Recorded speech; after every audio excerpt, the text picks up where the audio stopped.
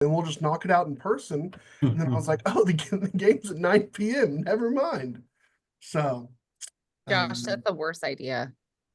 well, yeah, that's why I didn't do it. That's why we're here. So, all righty, guys. You shoot. You guys shoot. Yeah, go ahead. Well, I guess, Jenny, first of all, I guess we'll just get this out of the way. What can you tell us about Reagan's status and how she's doing after Sunday? So I still don't know game status. She's still listed day to day from our standpoint. We have practice at 2. She has a couple different things that she has to clear before she can practice today. So we have an individual workout scheduled with her, I think at like 1:30, 1:45. So I'll know more around that point, but she has not practiced since then. I can tell you that. Appreciate it. And I guess, Jenny, just following up, obviously, turnovers have been such an issue for this team in recent games. I know part of that is just the way that y'all play, but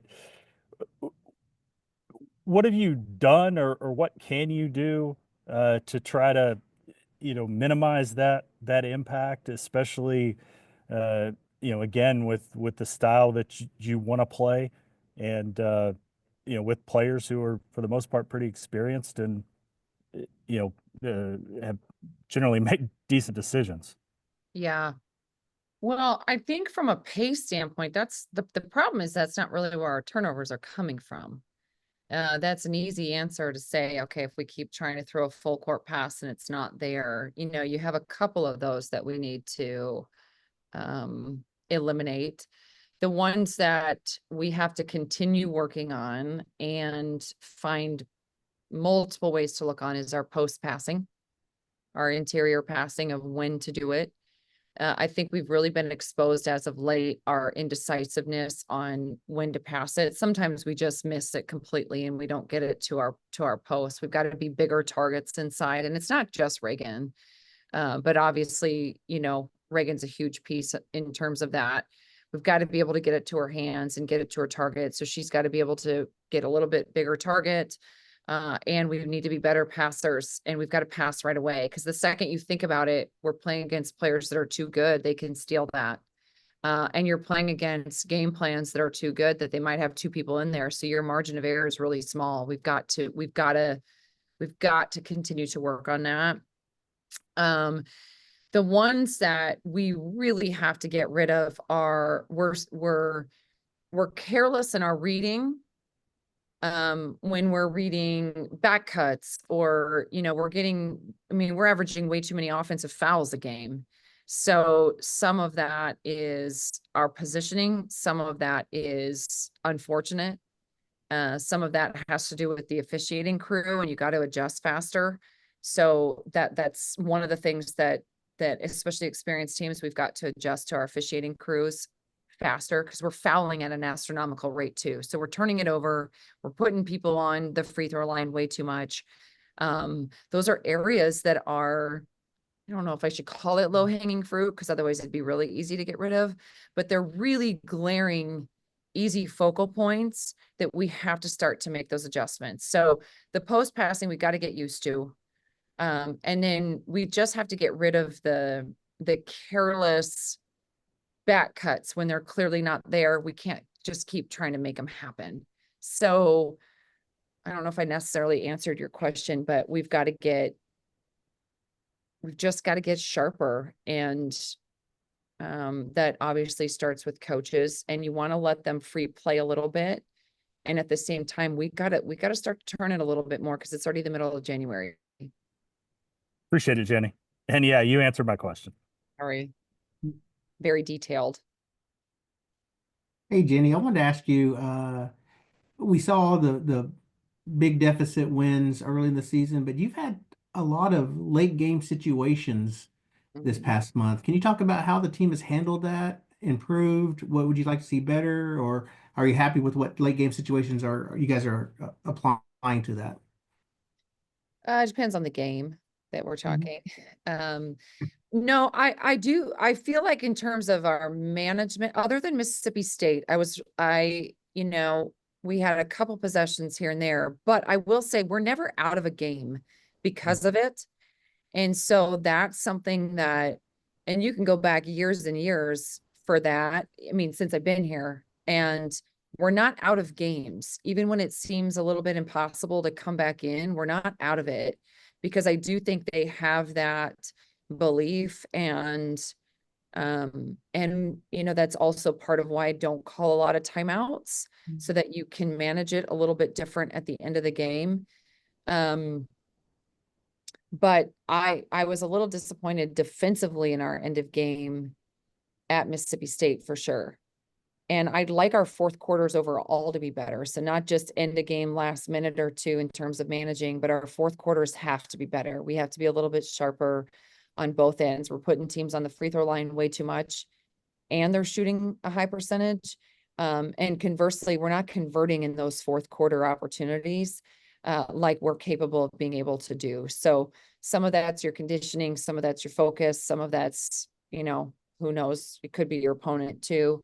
But that's an area that we have to be better. I want to ask you too, I'm kind of making my senior rounds. We did Lexi last time I talked to you. I want to ask you about Liz Scott, and just coming off a season where you have to sit out. Have you seen that fire in her this year because of that, to get something taken away and you get to come back? And how much has she meant to you when you arrived, just getting to know her and seeing her career develop like it has?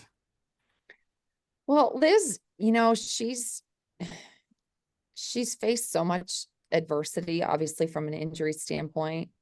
But she shows up every day and she wants to get better. She has this really unique personality that she craves getting better and really wants to do well, and yet has this really cool expectation and for her teammates, but also has this desire for them to do really well. And that's really hard. That's a hard balance for competitors, especially, you know, like you take a year ago where she's out. It's hard to manage those emotions because you really want to be in. And so there's times that you feel like, man, you know, we'd be so much better if I were in.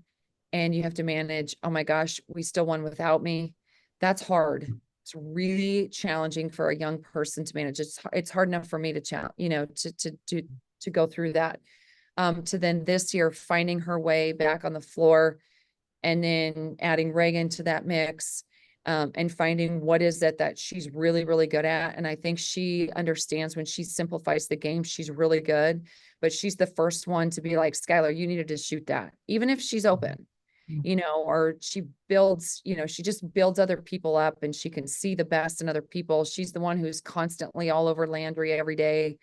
You know, she's the one who's really trying to build up Reagan, where you don't think that anyone would have to do that. She's doing that. So, and it's not just a role on a team. That's just who Liz is. Jenny, thanks so much. You have a good week. Okay. Thank you. Thank you. Yeah, you too.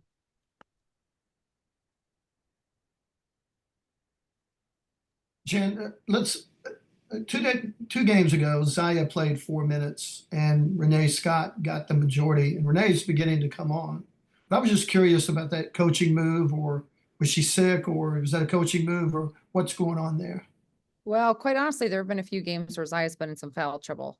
So Okay. where she's gotten some quick fouls. So that I think you're alluding to the Mississippi State game where Yeah. she had she had 3 fouls in the first, you know, Did she? Okay. 4 minutes, and she fouled right away. So now I also think we're trying to look at some things too. And Raina does have a lot of potential from a guarding standpoint. I think right now she's guarding better than she's ever guarded, I and agree. she's got size. And so there's, you know, the guards in this league are really, really good, and they're powerful guards. And so Zaya, I don't read into Zaya playing or not playing. A lot of it is more, and even at Tennessee with Zaya, she had 2 quick fouls in that first half. And then you kind of start to find that flow. And that was a hard environment too, for her to adjust to, especially with the fouls and the way the games have been called. You can't it's hard to allow them to grow through the foul trouble right now. You know, sometimes you say, okay, you know, obviously we pull people when they have 2 fouls in the first half. But the way that the games have been called, you're going to get your third. And so we just have to we're trying to be really smart in that and allow them to play through some of it. But you've seen that with Sahara's minutes as well. When she's in foul trouble, her minutes are way down. But I don't read it into us not wanting Zaya. We want Zaya and need Zaya to play a lot. This is a guard league, you know, that has some post play and has some physicality, but you got to have really good guards. And so Zaya's a really good guard that's getting great experience, and we just need her to get more. She just needs to kind of keep it clean. But also that's also why Raina's getting a lot more experience right now, I think, because it always depends on what the game needs. But her defensively, you know, that was an element she wasn't necessarily bringing as much of. And now I think she's really focusing on that. We talked to Porter a lot about how good the league is. We could do the same thing with you every time we interview with you. In my opinion, I you know, watching games, comparing scores, I'm just going, wow, you know. So you're going to take on a Missouri team that's capable for sure. If Reagan, you know, is questionable, whatever, but talk about Missouri and the matchup there, and how do you see this matchup? Well, Missouri's almost like one of our Big 12 opponents, you know, where they're going to run a 5-out. That's going to be a team that really scouts you. They're going to be a team that's going to expose you. They expose everybody. They're in every game. They're not indicative of what their record is. And, you know, you look at the games that they've played have been close. They're never out. They were on the road at Alabama. They played South Carolina already. So you can't assume anything, and we don't. I've known them a long time. I've known Robin a really long time. And her teams are always really, really good, and they scout you like crazy, and they, you know, they can mess with you. And so you've got to be able to come in. They always have great effort. And like I said, they're in every single game, even though their record's not maybe, you know, they haven't won an SEC game yet, but you can't. And we've had 4 games. Who cares at this point? You know, like, and there's somebody you're going to play twice. So you really got to get to know them, and you got to play them at a really high level. So we'll be ready, but that provides a challenge. The 5-out looks provide a major challenge. And we've seen that before. They make a lot of reads. They've got a couple players, I think, that are really, really good. They've got one in Judd right now who's playing extremely well. She just can score everywhere, and she can just shoot it. So they shoot the 3 really well. And that's something that we have to adjust as well. The last few games, we've had to really pack the paint for some things. Now we got to really get out and guard the perimeter. Thanks, Jenny. Hey, Jenny, I was going to ask you about Sky. You guys obviously have a lot of depth and everything this year, but how do you balance new weapons, extra weapons, and playing within the flow of the offense of what you want versus still wanting her to get her shots and get her looks but with the player that we know that she is? Yeah. I don't think she's necessarily gotten the shot attempts that we would like her to have. And at the same time, I feel like she's really, you know, trying to figure out how her and Reagan can be a really good 1-2 punch, to be honest. And we need that to be an area that, you know, when you can score in the paint and the way that we are capable of shooting the 3, it's really hard to guard. So we're just not quite there yet. We're still in kind of a hesitation learn mode. And, you know, it's funny, even Sherry Cole gave me some advice on that, of allowing them just to learn, because we give so many people the green light to shoot outside. And yet you got Reagan Beers inside, and you got Liz Scott inside, where we've got to be able to get them the ball. And so it's kind of balancing a free flow of everyone has opportunity, because we didn't have that a year ago, to now, yes, you have the opportunity, but also we have an advantage sometimes inside the paint. And so it's just finding that balance. And it's taken a little bit longer than I was hopeful for, but also understand why. And so I think that's something where we're still in the middle of January, and, you got about 8 weeks before postseason really starts to begin. So you got to refine it. I'd like us to start learning those lessons faster.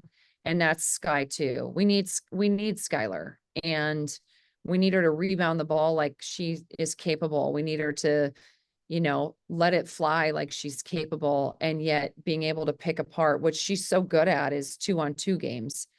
And so we got to get her more into that 2-on-2.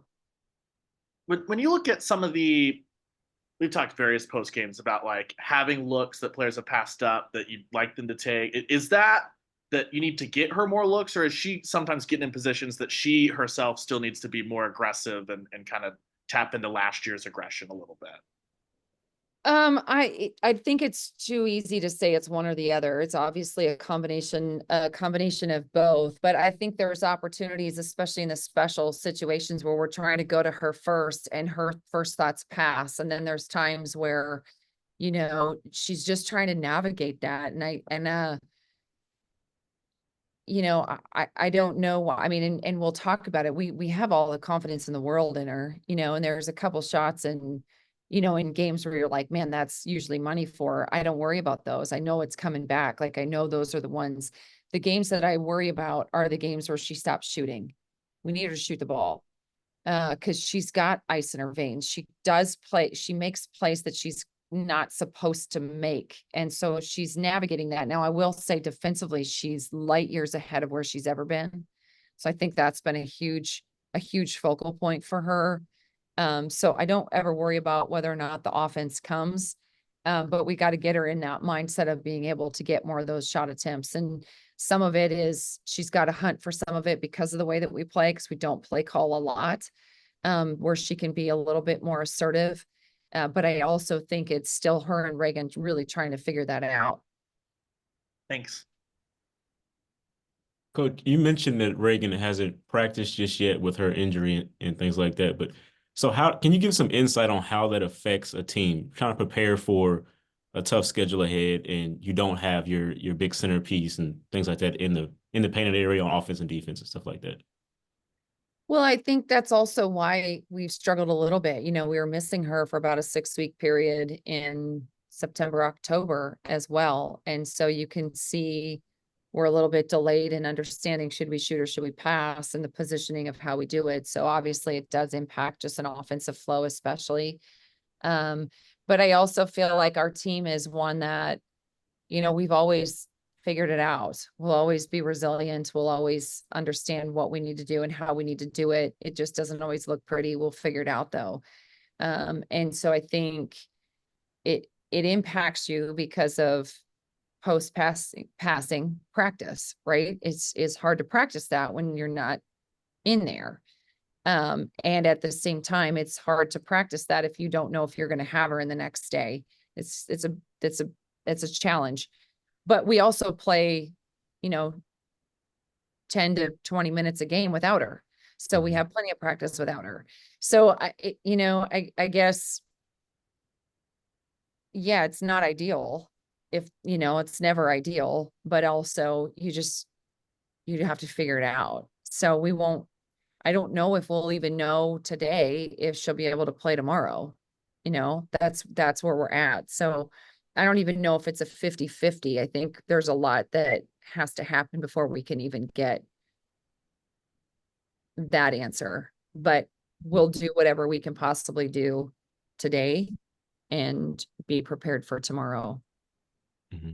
If she's able to go, does she still kind of get the starting role, or does she come off? Yeah. Try to slow things? Okay. No, I a personal philosophy of mine is I never try to, if somebody's injured, you don't want that to be a reason why they're not starting because of an injury. There might be other reasons that people don't start, but I'm pretty consistent in that. I like flow. I like rotation. I like, figuring that out. And sometimes our rotations shift, but I'm never going to punish somebody because they got hurt. Thanks, Coach. Now her time might be limited, and that might be something that we have to navigate with our athletic trainer, but I don't know that yet. Jen, can I ask one more question? And it Yeah. kind of relates to the center. I was impressed with Beatrice and, covering her coming out of high school. I was really excited when you got her, and I've been waiting for her to kind of, in my opinion, grow into her body, so to speak, as a player. But watching her post on the low post, I was thinking, man, she's worked with Reagan and they're playing off each other. And then Liz does that too. But is she learning from those other two? Because she didn't really do that her first couple of years at OU. Well, I think Yeah. B has been so selective. B is so, she's a doctor. She's in her head and she'll sit there and she'll tell you all these different things. And, and I say that I kind of laugh because she'll look at a statistic or she'll look at this and she wants to get everybody involved. And she's, like you have to have her on your team. And at the same time, I'm like, can you just go do that? Just go on the block, post up and turn and score. And so she's been selective in it. She's had moments, but she hasn't done it for whole games. I mean, even in the last game, it's totally indicative of what she comes in, she does it right away. She did it at Tennessee. She went right at them. And then there's games where she doesn't. And so I think she's still trying to kind of find that in her game. But yeah, I think her being able to see that with a Reagan and seeing that with a Liz, it helps her understand this is really, we need this. Defensively, Beatrice is really good. And she has done an incredible job for us in terms of whether or not she has to guard inside, whether she has to guard the perimeter. She's really worked on her perimeter guarding skills. So she's been able to play with Reagan, which we didn't necessarily foresee that happening until really the non-conference started. You started to see them kind of have, some chemistry on court playing. But B's really done a nice job from a defensive standpoint to be able to put herself in that position too. Now, offensively, she has much more of a green light than she takes. And I think as her confidence continues to grow, we're going to get better because we need her. Yeah. Thanks, Jim. Got time for one more, guys. Who wants the last one? Jennie, we're gonna go off the beaten path here. I also don't know where we're going with this either. Okay. So we were talking to Jonas earlier, and you guys coach together at Colorado, all that stuff. And he just said there's something about a golf cart that needs to be asked of you at some point. He threw me off a golf court when I was 7 months pregnant and I cracked my head open. Why? How? Just Well, some rotations? What's going on there? it's cold in Colorado. So it was in February and I had my hands in my pocket and he missed his turn. So like any guy, instead of stopping, sorry, you're all men, that's why I said it. He turned and I flew out of the golf cart and I cracked my head open.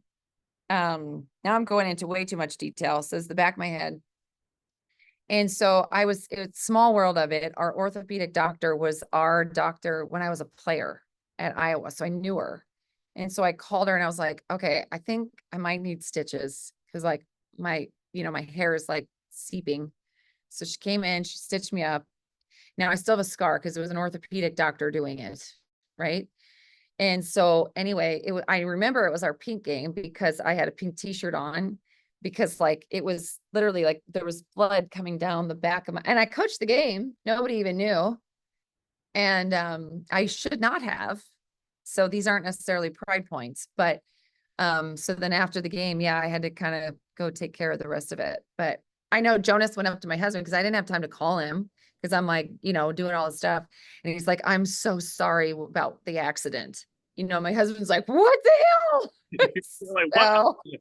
Yeah, he's like, what happened? So he comes up to me after and he's like, what happened? And I kind of like move my hair to the side and he's like, oh my God. I mean, my whole back. And if cause you're not staring at the back of an assistant coach, and so I was like, no one will notice. It's fine. I'm wearing a pink t-shirt. So these are the good memories that you guys have coaching together? I don't know why the hell he shared it. And I don't know why I shared it with detail, but I know. Golf cart, ask her. And I was like, can do. Well, I'll talk to her later. I know. I will say though, I just really like coaching with him. And I knew that I would. Like we had such a good time coaching. Like when you just know, and it's because we have different perspectives and we can challenge each other, and then we can agree, and then he's, you know, and then it's really fun when you get him going, because then he gets like speechless and starts stuttering and all sorts of stuff, and like you know, but the players love him. He's just been an awesome addition. And yes, and back in the day he threw me off a golf cart. Appreciate it. So is Jonas allowed to go on the radio next time or no?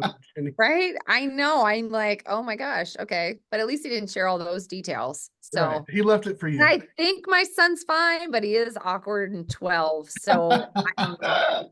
I think that between 12 and So maybe I can blame Jonas instead of my husband for how awkward it is. That's great. There All we go. right. Thanks, everybody. I All appreciate right. it. Appreciate y'all. Thank you. Appreciate y'all. Yeah. Thanks, Jenny. Yeah, Thanks, Josh. Josh. See you later.